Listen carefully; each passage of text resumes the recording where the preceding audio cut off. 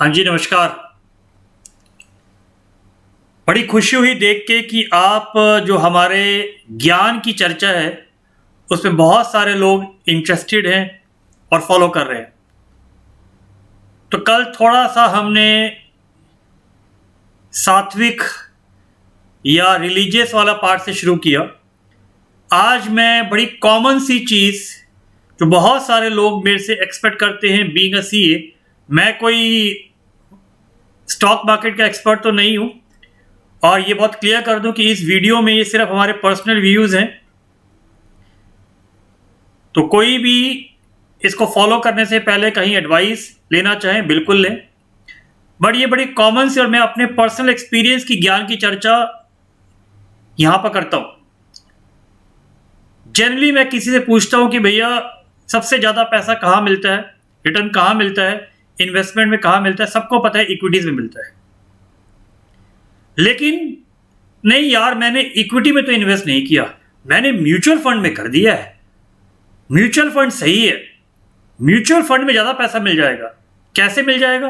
अरे पता नहीं, ये नहीं पता कैसे मिलेगा, बट हाँ रिटर्न मिलता है। म्यूचुअल फंड का पैसा कहाँ इन्वेस्ट होता है? सर वो भी तो इक्विटी में होता है। किस इक्विटी में? पता नहीं यार, स्कीम अच्छी थी हमने डाल दिया, हमारे फंड मैनेजर ने कहा, हमारे बैंकर ने कहा, हमने डाल दिया। अरे भैया तुम्हारी पैसा है, तुम्हारा हार्डकोर मनी है।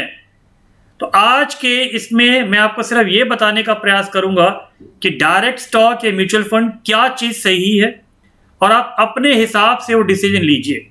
But I can share my personal experiences with you and then accordingly you can take your decision. तो सबसे मेन चीज किसी से पूछे कि भैया म्यूचुअल फंड में पैसा कैसे इन्वेस्ट होता है। सबको पता है म्यूचुअल फंड में कोई भी कंपनी है, कोई भी स्कीम है, वो आपसे पैसा लेते हैं। आपसे पैसा लेके कुछ एक्सपर्ट्स होते हैं, वो उसे कहा जाता है फंड मैनेजर।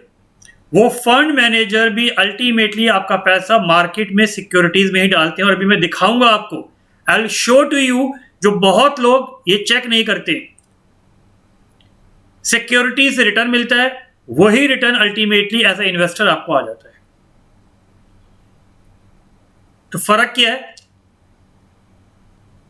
टैक्स के पॉइंट ऑफ व्यू से देखेंगे दोनों सेम है, टैक्स के पर्सपेक्टिव से देखेंगे दोनों में सेम है, लेकिन डायरेक्ट इक्विटी में आपके कोई चार्जेस नहीं कटते। एक बार आपने इन्वेस्टमेंट कर दी तो जब आप बेचेंगे तभी चार्जेस कटेंगे। लेकिन म्यूचुअल फंड में एंट्री लोड भी होता है, एग्जिट लोड भी होता है, प्लस हर साल फंड को मैनेज करने की फीस भी होती है, जो सबसे ज्यादा आपके रिटर्न को कम कर देता है। ये मैं आपको अभी प्रूव कर दूंगा। बस फर्क क्या है, म्यूचुअल फंड में आपने जैसे एफडी में एक बार पैसे डाल दिए, आप सोचते ही नहीं हो, आप देखते नहीं हो, डेली बेसिस पे नहीं देखते। और डायरेक्ट इक्विटी में क्या होता है? अरे यार आज स्टॉक मार्केट गिर गई, मेरा शेयर गिर गया।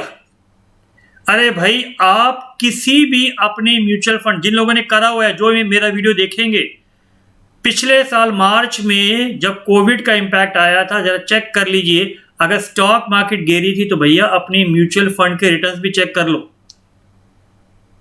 हर कोई म्यूचुअल फंड वाला आज कह रहा है कि एक साल में इतने मेरे रिटर्न बढ़ गया। अच्छी बात है, बढ़ गया तो भाई वो इक्विटी का भी तो बढ़ा है, दोनों का बढ़ता है।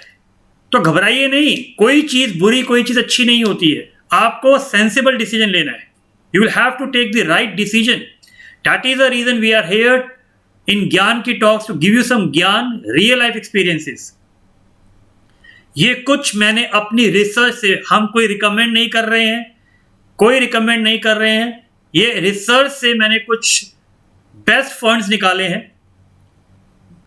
मैं ये नहीं कह रहा हूं ये अच्छे हैं बुरे हैं, ये आपकी चॉइस है, कोई हम रिकमेंड नहीं कर रहे हैं। लेकिन मैं आपको कुछ एग्जाम्पल दिखाता हूं, आपको क्लियर होगा। देखिए जैसे पहला है, मैं पहला ही आपके सामने, देखिए गूगल में डालता हूं, ये आपके सामने डालूंगा, देखिए गूगल में।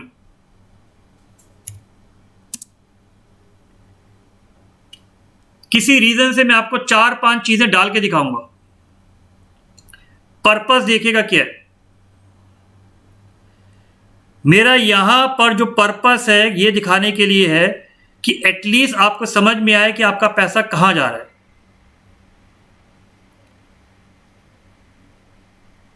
ये देखिए,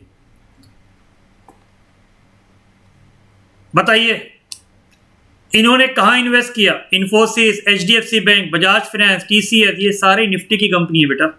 रिलायंस, एचडीएफसी, एवेन्यू। तो जो भी मेरा ये वीडियो देख रहा है, तो आप सबसे पहले किसी भी कंपनी, किसी भी म्यूचुअल फंड में जाते हैं तो परफॉर्मेंस के साथ साथ, ओवरव्यू के साथ साथ आप 1 ईयर का रिटर्न मत देखो, 3 ईयर, 5 ईयर्स का रिटर्न कम से कम देखिए। आप उसका पोर्टफोलियो जरूर चेक करो, पता लगेगा। और जो लोग मेरा ये वीडियो देख रहे हैं, वीडियो देखने के बाद अगर आपके पापा मम्मी ने या आपने खुद अगर म्यूचुअल फंड इन्वेस्ट करा हुआ है, इमीडिएटली जाके म्यूचुअल फंड का पोर्टफोलियो चेक करिए। आपको हैरानी होगी, शायद आपके पास 8 या 10 म्यूचुअल फंड होंगे, उसमें 70-80% की इन्वेस्टमेंट सेम शेयर्स में ही होगी। आपको मैं एक और करके दिखाता हूँ, ये देखिए, लीजिए एक और देखते हैं। कोई म्यूचुअल फंड में रिकमेंड नहीं कर रहा हूं, मेरा पर्पस सिर्फ ये है कि एटलीस्ट आपको समझ में आए कि जिस म्यूचुअल फंड में आप इन्वेस्ट कर रहे हैं वहां डालने से पहले आपका पैसा कहां जा रहा है वो चेक करो। ये देखिए एक्सपेंस रेशो, ये एक्सपेंस रेशो कभी भी डायरेक्ट इक्विटी में नहीं होती है। इसकी वजह से आपकी म्यूचुअल फंड्स का रिटर्न कम रहता है हमेशा डायरेक्ट इक्विटी से। ये देखिए, बताइए HDFC bank, ICICI bank, Reliance, Kotak, Infosys, क्या एक्सिस ब्लू चिप का भी वही था? तो अगर किसी ने कैनरा में भी इन्वेस्ट करा हुआ है और एक्सिस में भी करा हुआ है तो बताइए क्या लॉजिक है? दोनों का ही पैसा सेम शेयर्स में डला हुआ है, सेम इक्विटीज में डला हुआ है, सेम पोर्टफोलियो में डला हुआ है।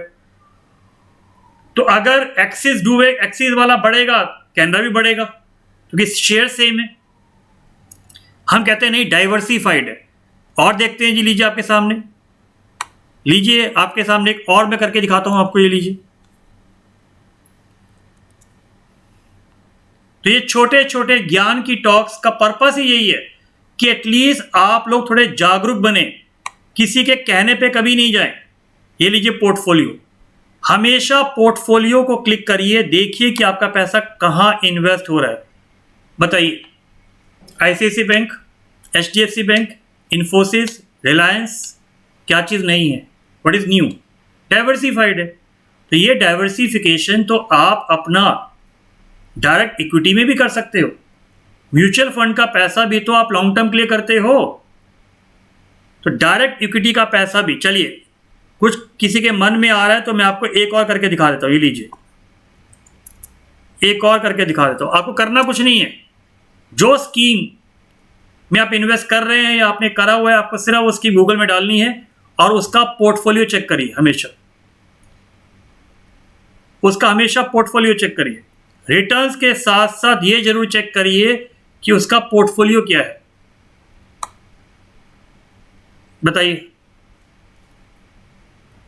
isn't it strange? Isn't it interesting? मे भी शायद आज तक आपने ये ध्यान ही नहीं दिया। तो आपके पास अगर 10 म्यूचुअल फंड है, ये मेरा गारंटी है उसमें से 80% म्यूचुअल फंड की इन्वेस्टमेंट ऑलमोस्ट सेम ही कंपनीज में होगी। तो boss, the basic logic, the basic purpose of this video is to make you aware. Kindly assess your mutual fund schemes. Do not go by if anyone is saying. Go to Google, go check where your money is invested. So we will advise you 3 steps. Search portfolio of your mutual funds. उसकी list बनाओ, Excel में list बना लीजिए common stocks. तो आपको पता लग जाएगा कि ये 8 या 10 शेयर्स हैं, 10 कंपनीज हैं जिसमें मैक्सिमम म्यूचुअल फंड्स ने इन्वेस्ट करा हुआ है। सो अगर आपको म्यूचुअल फंड्स में इन्वेस्ट करना है, करिए, बिल्कुल करिए, but you can divert some of your funds to direct equity also. This will give you more return, more dividend, tax benefit दोनों में सेम है। सो आई होप आपको आज का ज्ञान समझ में आया हो। तो म्यूचुअल फंड भी अच्छा है, इक्विटी भी अच्छा है, कौन सा ज्यादा सही है, कौन सा ज्यादा सही है, डायरेक्ट इक्विटी सही है, म्यूचुअल फंड सही है, वो कॉल आपकी है। थैंक यू, सुनते रहिए ज्ञान की टॉक्स।